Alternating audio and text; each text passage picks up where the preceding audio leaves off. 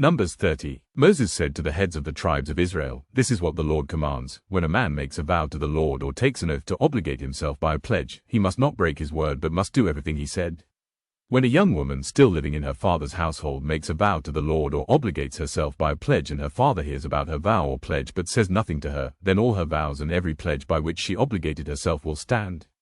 But if her father forbids her when he hears about it, none of her vows or the pledges by which she obligated herself will stand. The Lord will release her because her father has forbidden her. If she marries after she makes a vow or after her lips utter a rash promise by which she obligates herself and her husband hears about it but says nothing to her, then her vows or the pledges by which she obligated herself will stand. But if her husband forbids her when he hears about it, he nullifies the vow that obligates her or the rash promise by which she obligates herself, and the Lord will release her. Any vow or obligation taken by a widow or divorced woman will be binding on her. If a woman living with her husband makes a vow or obligates herself by a pledge under oath and her husband hears about it but says nothing to her and does not forbid her, then all her vows or the pledges by which she obligated herself will stand.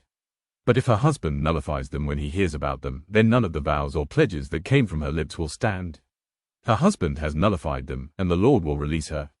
Her husband may confirm or nullify any vow she makes or any sworn pledge to deny herself. But if her husband says nothing to her about it from day to day, then he confirms all her vows or the pledges binding on her. He confirms them by saying nothing to her when he hears about them. If, however, he nullifies them some time after he hears about them, then he must bear the consequences of her wrongdoing. These are the regulations the Lord gave Moses concerning relationships between a man and his wife, and between a father and his young daughter still living at home.